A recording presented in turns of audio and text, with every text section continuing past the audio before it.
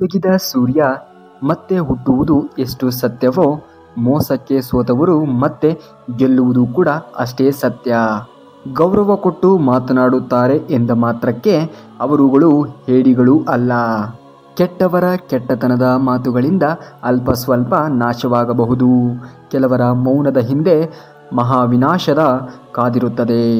ನೆನಪಿರಲಿ, ಇತರರ ಏಳಿಗೆಯನ್ನು ಕಂಡು ಅಸೂಯೆಯನ್ನು ಪಡಬೇಡ.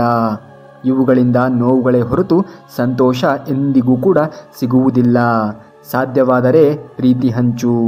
ಅದರ 2ರಷ್ಟು ನಿನಗೆ ಸುಖ, ಶಾಂತಿ ಮತ್ತು ನೆಮ್ಮದಿ ಸಿಗುತ್ತದೆ. ನಮ್ಮಿಂದ ಲಾಭವಿದೆ ಎಂದಾದರೆ ಶತ್ರು ಕೂಡ ಮಿತ್ರನಾಗುತ್ತಾನೆ.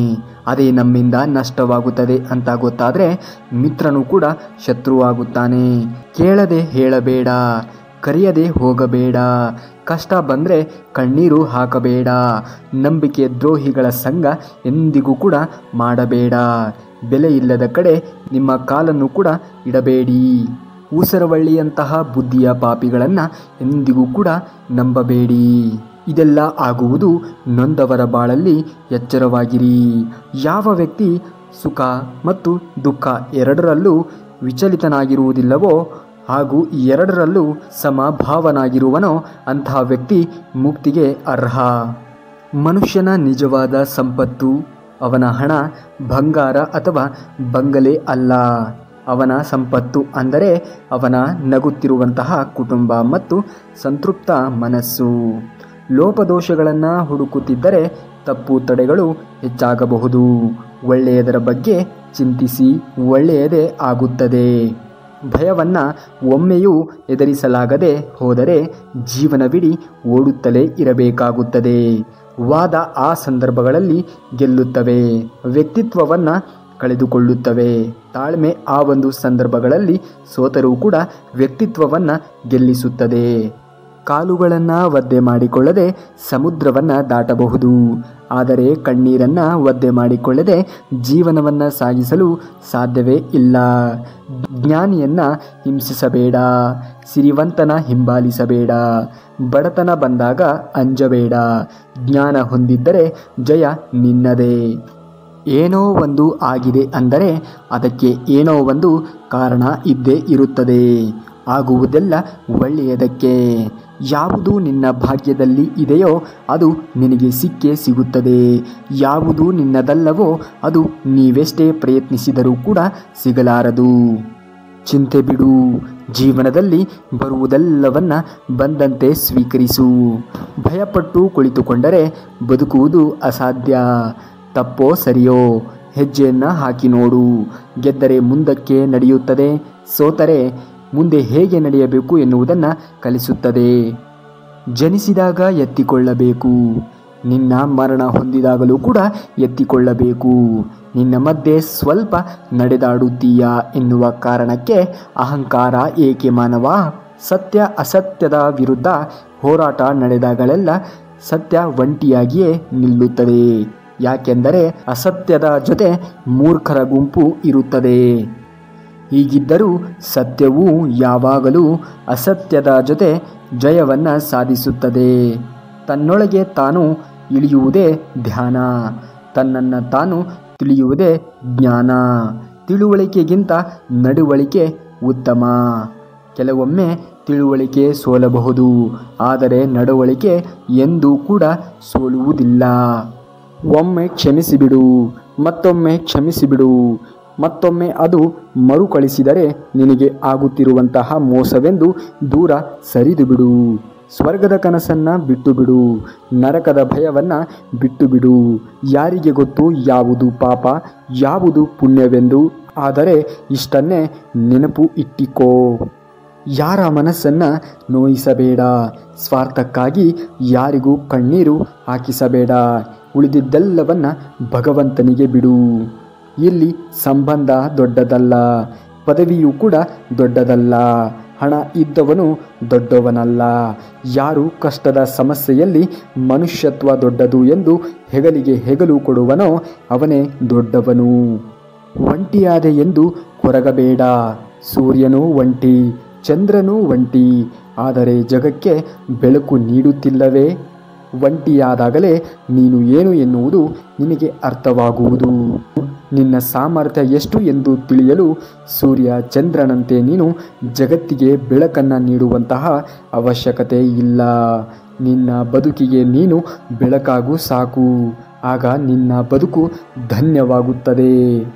ಧರ್ಮದ ಸರಳ ವಿವರಣೆ ಎಂದರೆ ನಿಮ್ಮಿಂದಾಗಿ ಬೇರೆ ಯಾವುದೇ ಆತ್ಮಕ್ಕೆ ದುಃಖಿಸಬಾರದು. ಅದೇ ನಿಜವಾದ ಧರ್ಮ. ನೇರವಾಗಿ ಮಾತನಾಡುವನೇ ಈ ಪ್ರಪಂಚದಲ್ಲಿ ಎಲ್ಲರಿಗೂ ಕೂಡ ತುಂಬ ದೂರ, ಆದರೆ ಅವನೇ ದೇವರಿಗೆ ತುಂಬ ಹತ್ತಿರ. ಮಕ್ಕಳಿಗೆ ಸರಿಯಾದ ಸಮಯಕ್ಕೆ ಊಟ ನೀಡದಿದ್ದರೆ ಸ್ವಲ್ಪ ಸಮಯ ಅಳಬಹುದು, ಆದರೆ ಸರಿಯಾದ ಸಮಯಕ್ಕೆ ಸಂಸ್ಕಾರವನ್ನು ನೀಡದಿದ್ದರೆ ಜೀವನ ಪೂರ್ತಿ ಅಳುತ್ತಾರೆ. ಸಂಬಂಧ ಗಟ್ಟಿಯಾಗಿ ಇಟ್ಟುಕೊಳ್ಳಬೇಕೆಂದರೆ ಕೆಲವೊಮ್ಮೆ ಕುರುಡ, ಕೆಲವೊಮ್ಮೆ ಕಿವುಡ, ಇನ್ನು ಕೆಲವೊಮ್ಮೆ ಮೂಗ ಆಗಿರುವುದು ಕಲಿಯಬೇಕಾಗುತ್ತದೆ. ಯಾವ ವ್ಯಕ್ತಿ ತನ್ನ ಮನಸ್ಸಿನಲ್ಲಿರುವ ಎಲ್ಲ ಆಶೆ ಆಕಾಂಕ್ಷೆಗಳನ್ನು ತ್ಯಜಿಸಿ ಬಿಡುವನೋ ಆಗ ತನ್ನಲ್ಲಿಯೇ ಸಂತುಷ್ಟರಾಗಿ ಸ್ಥಿರಬುದ್ಧಿ ಉಳ್ಳವರೆಂದು ಕರೆಯಲ್ಪಡುತ್ತಾರೆ. ಯಶಸ್ವಿ ವ್ಯಕ್ತಿಗಳು ಇಂತಹ ಸ್ಥಿರತೆಯನ್ನು ಹೊಂದಿರುತ್ತಾರೆ. ಯಾರು ನಿನಗೆ ಬೆಲೆ ಕೊಡುತ್ತಿಲ್ಲವೆಂದು ತಿಳಿಯಿರಿ. ಜೀವನದ 5 ಕಟು ಸತ್ಯಗಳು. ನಿಮ್ಮ ದುಃಖವನ್ನು ಮರೆಮಾಡಿ ಯಾರೂ ಕಾಳಜಿ ವಹಿಸುವುದಿಲ್ಲ. ಖಾಸಗಿಯಾಗಿರಿ. ಎಲ್ಲರೂ ನಿಮಗೆ ಒಳ್ಳೆಯದನ್ನು ಬಯಸುವುದಿಲ್ಲ. ಶಾಂತವಾಗಿರಿ. ಯಾವುದು ಕೂಡ ಶಾಶ್ವತವಲ್ಲ. ಏಕಾಂಗಿಯಾಗಿ ಇರಿ. ಎಲ್ಲರೂ ಶಾಶ್ವತವಾಗಿ ಉಳಿಯುವುದಿಲ್ಲ. ಸಮಯದ ಮೌಲ್ಯ ಮಾಡಿ, ಅದು ಎಂದಿಗೂ ಕೂಡ ಹಿಂತಿರುಗುವುದಿಲ್ಲ. ಪರಮಾತ್ಮನ ನೆನಪಿನಿಂದ ಯೋಚಿಸುವುದು, ಮಾತನಾಡುವುದು, ಪ್ರತಿ ಕಾರ್ಯವನ್ನು ಮಾಡುವುದರ ಅಭ್ಯಾಸದಿಂದ ನಾವು ಕರ್ಮಯೋಗಿಗಳಾಗುತ್ತೇವೆ. ದಾರಿ ಕಾಣುತ್ತಿಲ್ಲವೆಂದು ದೇವರನ್ನು ದೂರಬೇಡ. ಸ್ವಲ್ಪ ತಾಳ್ಮೆ ಇರಲಿ.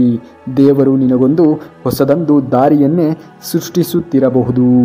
ಪ್ರೀತಿ ಎಷ್ಟು ಆಳವಾಗಿ ಮತ್ತು ಸತ್ಯವಾಗಿ ಇರುತ್ತದೆಯೋ ಅಷ್ಟೇ ಆಳವಾಗಿ ನೋವು ಕೂಡ ಸಿಗುತ್ತದೆ. ನಿಜವಾದ ಪ್ರೀತಿ ಯಾವಾಗಲೂ ಕೂಡ ಅಂತ್ಯವಾಗುವುದಿಲ್ಲ, ಆದರೆ ಸಮಯದೊಂದಿಗೆ ಮೌನವಾಗಿ ಬಿಡುತ್ತದೆ ಅಷ್ಟೇ. ಯಾವ ಸಂಬಂಧಗಳು ನಿಜವಾಗಿಯೂ ಆಳವಾಗಿರುತ್ತದೆಯೋ ಅವು ತೋರಿಕೆಯ ನಾಟಕವನ್ನು ಮಾಡುವುದಿಲ್ಲ.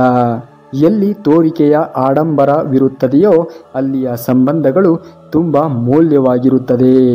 ಈಗಿನ ಕಾಲದಲ್ಲಿ ಪ್ರೀತಿಯ ಕೊರಗು ಏನೆಂದರೆ ಯಾರು ಎಷ್ಟು ಸುಳ್ಳು ಹೇಳುತ್ತಾರೋ ಅವರನ್ನು ಎಲ್ಲರೂ ಇಷ್ಟಪಡುತ್ತಾರೆ.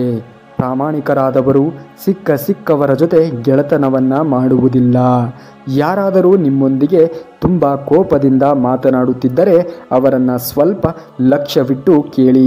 ಯಾಕೆಂದರೆ ಕೋಪದಲ್ಲಿ ಅವರು ಸತ್ಯವನ್ನೇ ಹೇಳುತ್ತಿರುತ್ತಾರೆ. ಕೆಲವು ಮಾತು ಮತ್ತು ನೆನಪುಗಳು ನಿದ್ದೆಯನ್ನು ಕಸಿದುಕೊಂಡು ಹೋಗುತ್ತವೆ.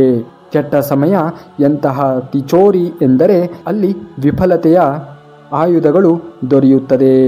ಬೇರೆಯವರನ್ನ ನಿಯಂತ್ರಣದಲ್ಲಿ ಇಡುವುದು ದೊಡ್ಡ ಕೆಲಸವಲ್ಲ, ನಿಮ್ಮನ್ನು ನೀವು ನಿಯಂತ್ರಣದಲ್ಲಿ ಇಡುವುದು ದೊಡ್ಡ ಕೆಲಸ.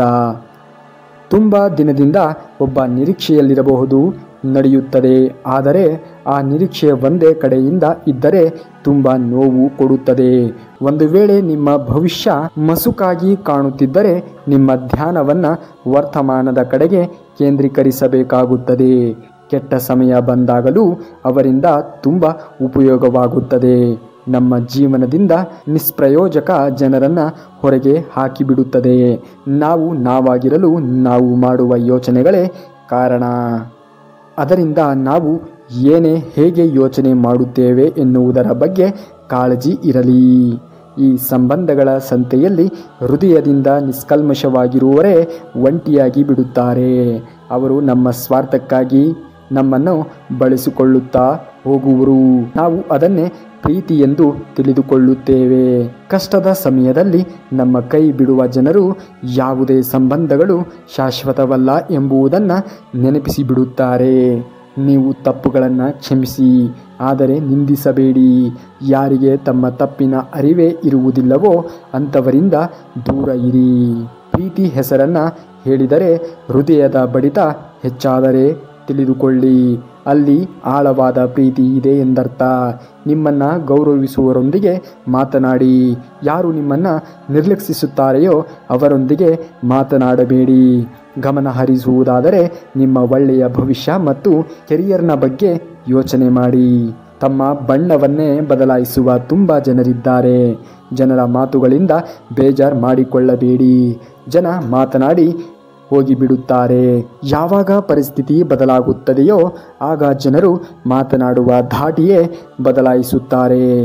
ಈಗ ನೀವು ಕೆಟ್ಟ ಪರಿಸ್ಥಿತಿಯಿಂದ ಸಾಗುತ್ತಿದ್ದರೆ ಸಾಗುತ್ತಲೇ ಇರಿ. ಆಗ ಕೆಟ್ಟ ಪರಿಸ್ಥಿತಿ ತಾನಾಗಿಯೇ ಹಿಂದೆ ಸರಿದು ಹೋಗುತ್ತದೆ. ಎಲ್ಲಿಯವರೆಗೆ ಅವರ ಸ್ವಾರ್ಥ ಇರುತ್ತದೆಯೋ ಅಲ್ಲಿಯವರೆಗೆ ನೀವು ತುಂಬ ಒಳ್ಳೆಯ ವ್ಯಕ್ತಿಯಾಗಿರಿ. ಯಾವಾಗ ನಾವು ಒಬ್ಬರ ಮೋಹದಲ್ಲಿ ಬೀಳುತ್ತೇವೆಯೋ ನಮಗೆ ಅವರ ಕೆಟ್ಟ ಗುಣಗಳು ಕಾಣಿಸುವುದಿಲ್ಲ. ಯಾವಾಗ ಒಬ್ಬರನ್ನು ದ್ವೇಷಿಸುತ್ತೇವೆಯೋ ಆಗ ಅವರ ಒಳ್ಳೆಯ ಗುಣಗಳು ಕಾಣಿಸುವುದಿಲ್ಲ. ಗೌರವ ಮತ್ತು ಸಮಯ ಹಾಗೂ ಸ್ಥಿತಿ ನೋಡಿ ಕೊಡಲಾಗುತ್ತದೆಯೇ ಹೊರತು ನಮ್ಮನ್ನು ನೋಡಿ ಅಲ್ಲ. ನಾಟಕದ ಸಂಬಂಧಗಳಿಗಿಂತ ಒಂಟಿತನ ಎಷ್ಟೋ ಒಳ್ಳೆಯದು ಎನಿಸುತ್ತದೆ. ಯಾರ ಮೇಲೂ ತುಂಬ ಅವಲಂಬಿತವರಾಗಬೇಡಿ. ಇಲ್ಲ ಅಂದರೆ ನೀವು ಆ ಕಡೆಗೂ ಇಲ್ಲ ಈ ಕಡೆಗೂ ಇಲ್ಲ ಎಂಬ ಪರಿಸ್ಥಿತಿಯಲ್ಲಿ ಸಾಗುತ್ತೀರಿ. ನಿರೀಕ್ಷೆಗಳು ನೋವು ಕೊಡುತ್ತವೆ. ಆದರೂ ಏನೋ ಗೊತ್ತಿಲ್ಲ, ಜನರಿಂದ ನಿರೀಕ್ಷೆಯನ್ನೇ ಮಾಡುತ್ತಾ ಇರುತ್ತೇವೆ. ಎಲ್ಲಿ ನಮಗೆ ಮನಸ್ಸಿಲ್ಲವೋ ಅಲ್ಲಿ ಒತ್ತಾಯಪೂರ್ವಕವಾಗಿ ಮಾತನಾಡಲು ನಮಗೆ ಇಷ್ಟವಿಲ್ಲ ಅಷ್ಟೇ. ಆದರೆ ನಾವು ಅಹಂಕಾರಿಯಾಗಿ ಮಾತ್ರವಲ್ಲ, ಕಾಳಜಿ ಮಾಡದೇ ಇರುವುದೇ ಒಳ್ಳೆಯದು ಎನಿಸುತ್ತದೆ. ಯಾಕೆಂದರೆ ನಮ್ಮನ್ನು ತುಂಬ ಚೀಪಾಗಿ ನೋಡುತ್ತಾರೆ. ಒಳ್ಳೆಯದನ್ನು ಯೋಚಿಸಿದರೆ ಒಳ್ಳೆಯದೇ ಆಗುತ್ತದೆ, ಕೆಟ್ಟದ್ದನ್ನು ಯೋಚಿಸಿದರೆ ಕೆಟ್ಟದ್ದೇ ಆಗುತ್ತದೆ. ಇಡೀ ದಿನ ನೀವು ಏನು ಯೋಚಿಸುತ್ತೀರೋ ನೀವು ಅದೇ ಆಗುತ್ತೀರಿ. ಆದ್ದರಿಂದ ಯಾವಾಗಲೂ ಒಳ್ಳೆಯದನ್ನು ಯೋಚಿಸಿ. ಹವ್ಯಾಸವಿದ್ದರೆ ಸಾಲದು, ಆ ಹವ್ಯಾಸವನ್ನು ಹೇಗೆ ಬಳಸಿಕೊಳ್ಳಬೇಕು ಎನ್ನುವಂತಹ ಕಲೆ ಗೊತ್ತಿರಬೇಕು. ಆಗಲೇ ನಿಮಗೆ ಯಶಸ್ಸು ಸಿಗುವುದು. ಬೇರೆಯವರು ನಮ್ಮನ್ನು ಗುರುತಿಸಲಿಲ್ಲವೆನ್ನುವುದು ಸೋಲಲ್ಲ. ನಮ್ಮನ್ನು ನಾವು ಗುರುತಿಸಲಿಲ್ಲ ಎಂದಾದರೆ ಅದು ನಮ್ಮ ಸೋಲು. ಕೆಲವೊಮ್ಮೆ ಸೇಡು ತೀರಿಸಿಕೊಳ್ಳುವುದಕ್ಕಿಂತ ನಮ್ಮನ್ನು ನಾವು ಬದಲಾಯಿಸಿಕೊಳ್ಳುವುದು ಒಳ್ಳೆಯದು.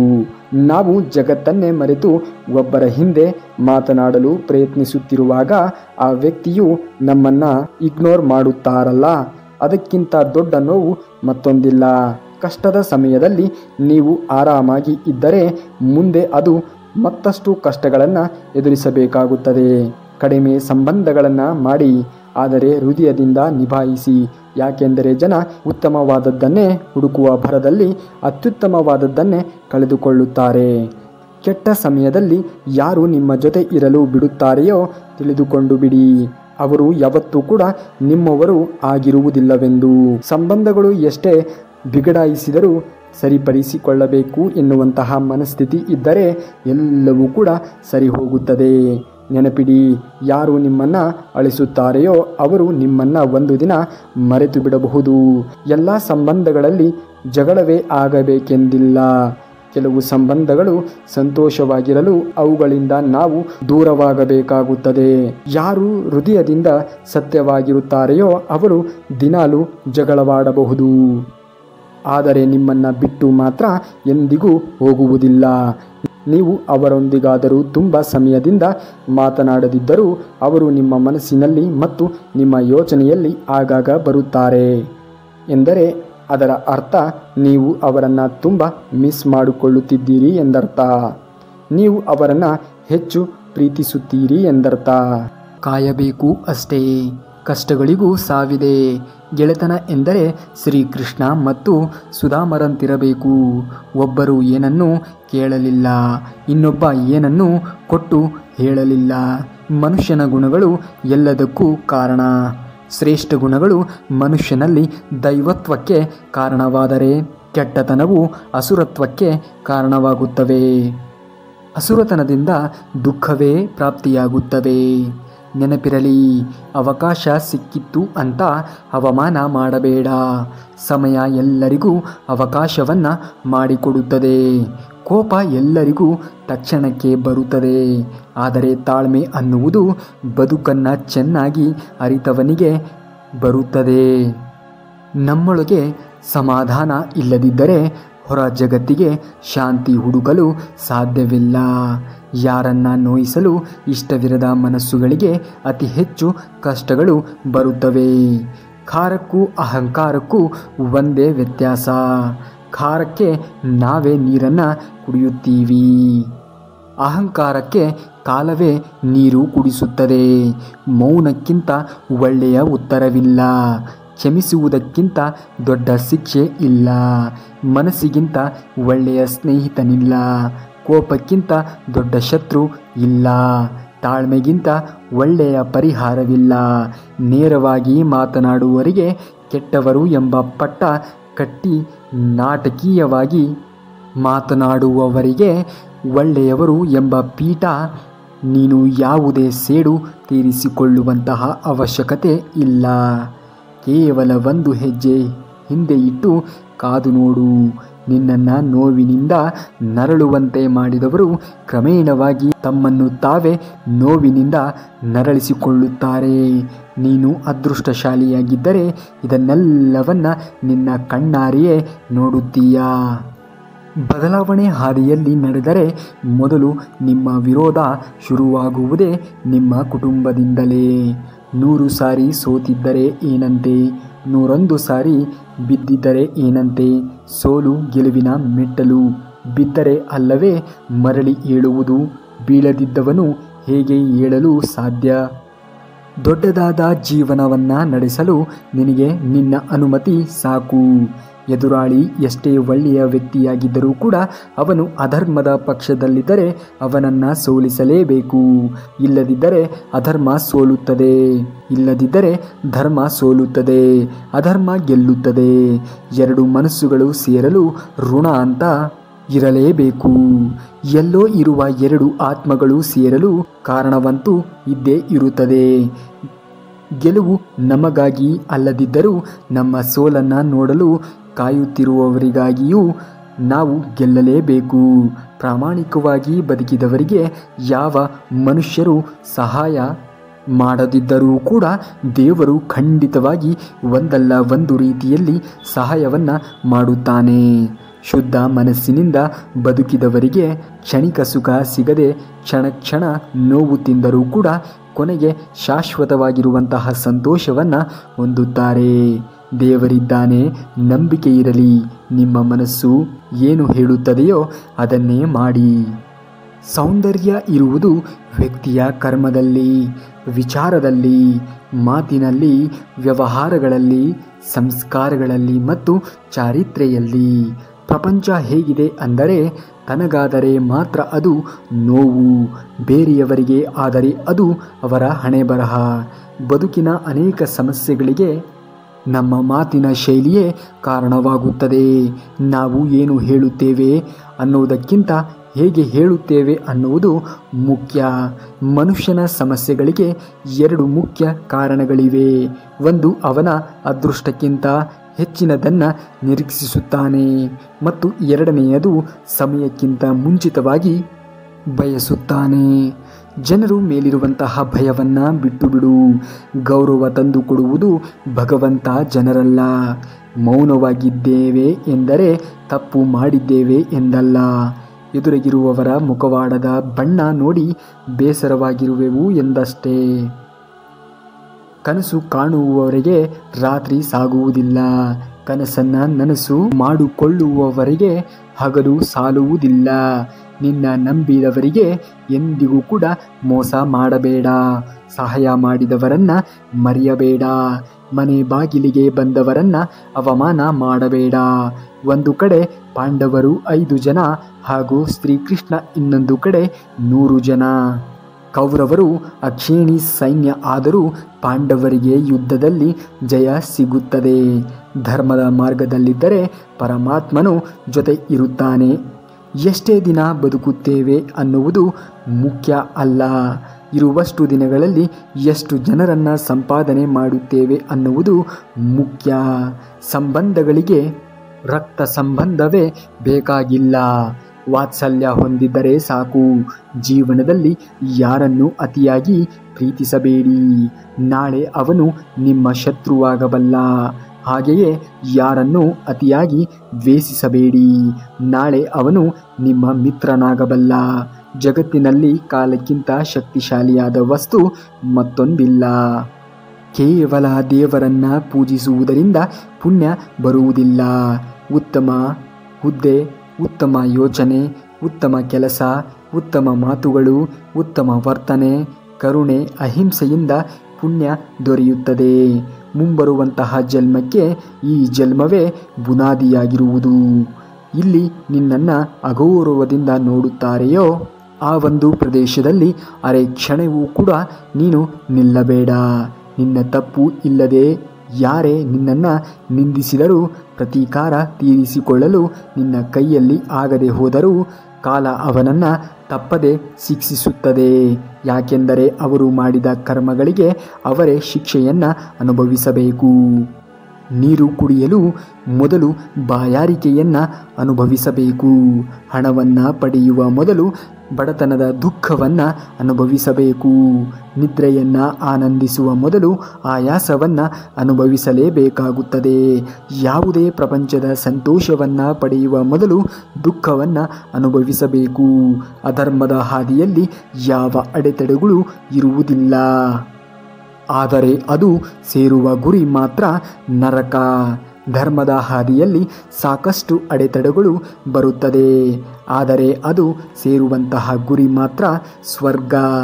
ಅಧರ್ಮದ ಹಾದಿಯಲ್ಲಿ ಕೆಲವೊಮ್ಮೆ ಗೆಲ್ಲಬಹುದು.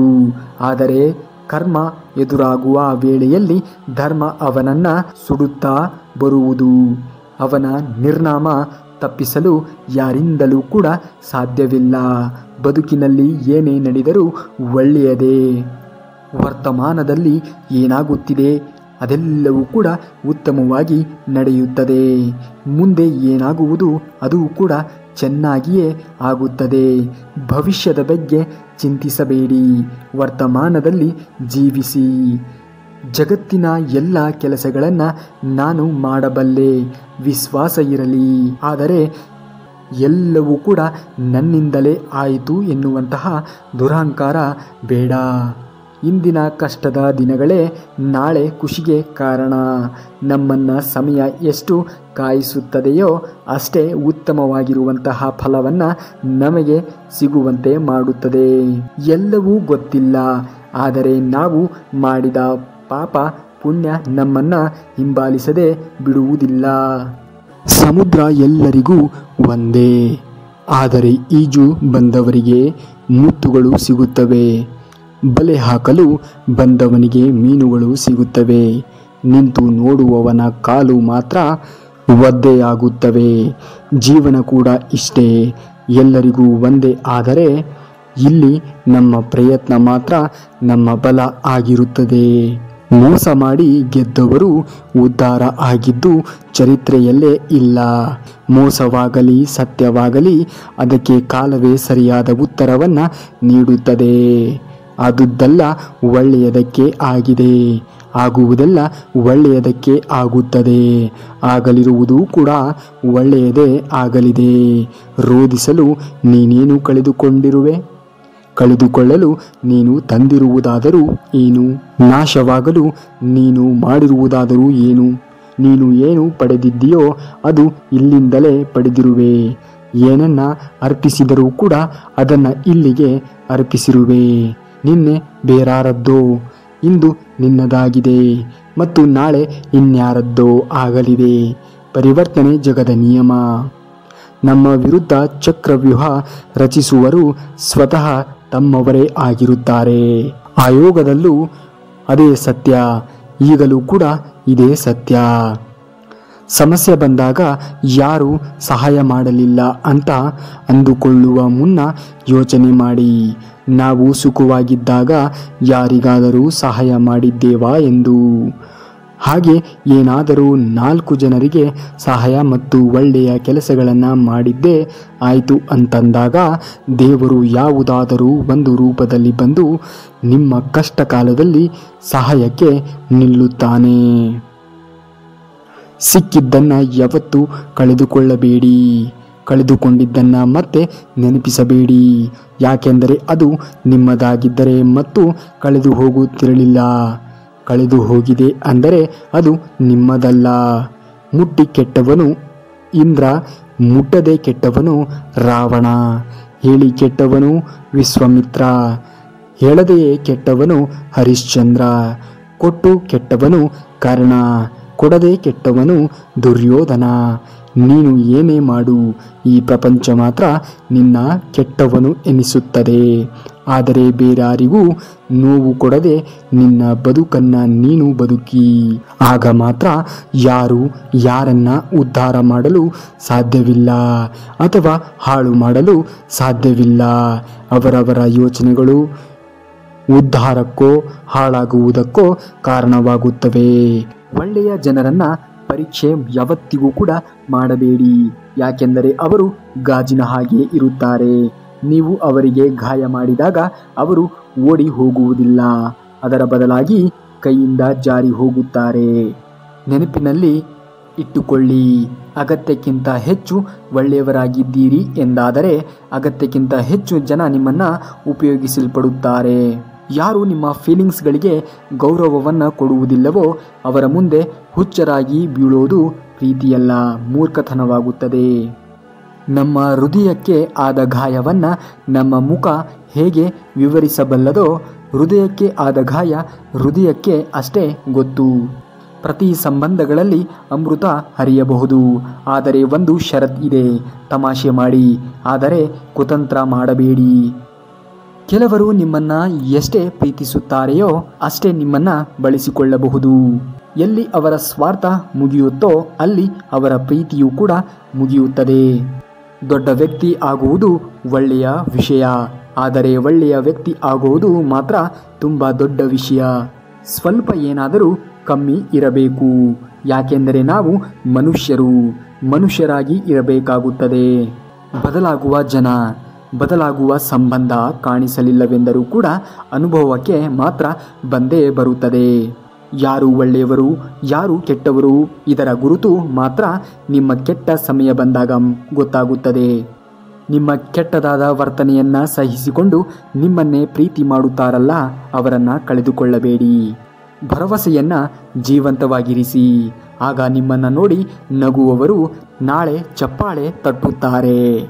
ಈ ಜಗತ್ತಿನಲ್ಲಿ ಎರಡೇ ಜಾತಿ ಇದೆ, ಒಂದು ಸ್ತ್ರೀ, ಇನ್ನೊಂದು ಪುರುಷ ಜಾತಿ. ಒಂದೇ ಧರ್ಮವಿದೆ, ಅದು ಮಾನವೀಯ ಧರ್ಮ. ಬಾಕಿ ಎಲ್ಲವೂ ಕೂಡ ಮೋಸ ಮತ್ತು ದಂಧೆಯಾಗಿದೆ. ನಿಮ್ಮನ್ನು ನೀವು ಬದಲಾಯಿಸದಿದ್ದರೆ ನಿಮ್ಮ ಜೀವನದಲ್ಲಿ ಏನು ಬದಲಾವಣೆ ಆಗುವುದೇ ಇಲ್ಲ. ಭರವಸೆ ಇರಲಿ, ನಾವು ಎಲ್ಲೋ ಯಾರಿಗೋ ಒಳ್ಳೆಯದನ್ನು ಮಾಡುತ್ತಿದ್ದರೆ ಆಗ ನಮಗೂ ಎಲ್ಲೋ ಒಂದು ಕಡೆ ಒಳ್ಳೆಯದಾಗುತ್ತದೆ ಎಂದು. ಮುಂಜಾನೆಯಾಗುವವರೆಗೂ ಹೂವಿಗೂ ಕೂಡ ಗೊತ್ತಿರುವುದಿಲ್ಲ ತಾನು ಮಂದಿರಕ್ಕೆ ಹೋಗುತ್ತೇನೆಯೋ ಅಥವಾ ಸ್ಮಶಾನಕ್ಕೆ ಹೋಗುತ್ತೇನೆ ಎನ್ನುವುದು. ವಜ್ರವನ್ನು ಪರಿಶೀಲಿಸಬೇಕಾದರೆ ಕತ್ತಲಾಗುವವರೆಗೂ ಕಾಯಬೇಕು, ಯಾಕೆಂದರೆ ಬಿಸಿಲಿನಲ್ಲಿ ಗಾಜಿನ ಚೂರು ಕೂಡ ಮಿಂಚುತ್ತದೆ. ಶಕ್ತಿಯ ಅಸಲಿ ಪ್ರದರ್ಶನ ಅದನ್ನು ಮುಚ್ಚಿಡುವುದರಲ್ಲಿದೆ ಹೊರತು ಅದನ್ನು ತೋರಿಸುವುದರಲ್ಲಿ ಅಲ್ಲ.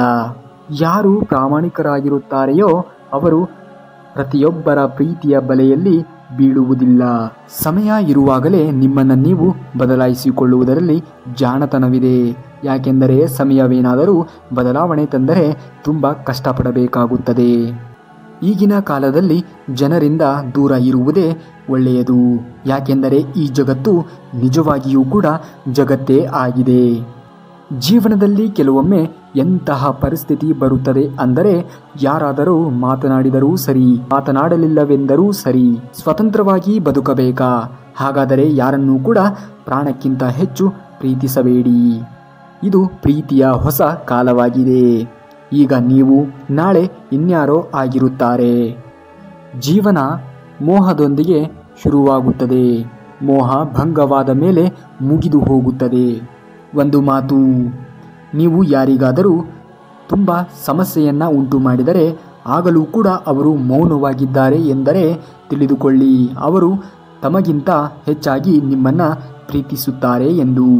ನಿಮಗೆ ಗೌರವವನ್ನೇ ಕೊಡದವರೊಂದಿಗೆ ಇರುವುದಕ್ಕಿಂತ ಒಂಟಿಯಾಗಿರುವುದೇ ಒಳಿತು. ಯಾರು ಹೇಳಿದರು ನಾನು ಯಾರಿಗೂ ಕೂಡ ಇಷ್ಟ ಆಗುವುದಿಲ್ಲವೆಂದು? ಒಮ್ಮೆ ಕಷ್ಟಗಳನ್ನು ಕೇಳಿ ನೋಡಿ. ನಾನು ಅಂದರೆ ಅವುಗಳಿಗೆ ಪಂಚಪ್ರಾಣ. ಜೀವನದಲ್ಲಿ ಸಂತೋಷವಾಗಿರಬೇಕಾ? ಹಾಗಾದರೆ ನಿಮ್ಮ ಆತ್ಮಸಾಕ್ಷಿಯನ್ನ ನಿಮ್ಮ ಭಾವನೆಗಳಿಗಿಂತ ಬಲವನ್ನಾಗಿಸಿ. ತಿರುಗಿ ಉತ್ತರವನ್ನ ನೀಡುವರು ತಪ್ಪೇ ಆಗಿರಬಹುದು, ಆದರೆ ಕೇಳುತ್ತಾ ಕುಳಿತರೆ ಮುಂದಿನವರು ತಮ್ಮ ಮಿತಿಯನ್ನ ಮೀರಿ ಮಾತನಾಡಲು ಶುರು ಮಾಡುತ್ತಾರೆ. ಯಾರು ತುಂಬ ಒಳ್ಳೆ ಆಟಗಾರನಾಗಿರುತ್ತಾನೆಯೋ ಜೀವನ ಅವರೊಂದಿಗೆ ಆಟವಾಡುತ್ತದೆ. ನೋವು ಎಲ್ಲರಿಗೂ ಇರುತ್ತದೆ, ಆದರೆ ಆತ್ಮಸ್ಥೈರ್ಯ ಮಾತ್ರ ಎಲ್ಲರಿಗೂ ಬೇರೆ ಬೇರೆಯಾಗಿರುತ್ತದೆ. ಕೆಲವರು ಹತಾಶರಾಗಿ ಚೂರಾಗಿ ಬಿಡುತ್ತಾರೆ, ಇನ್ನು ಕೆಲವರು ಸಂಘರ್ಷ ಮಾಡಿ ಅರಳಿ ಬಿಡುತ್ತಾರೆ. ನೀವು ನಿಮ್ಮ ಯೋಚನೆಯಲ್ಲಿ ಯೋಚನೆ ಮಾಡಿದಷ್ಟು ಯಾರು ನಿಮ್ಮನ್ನು ಪ್ರೀತಿಸುವುದಿಲ್ಲ.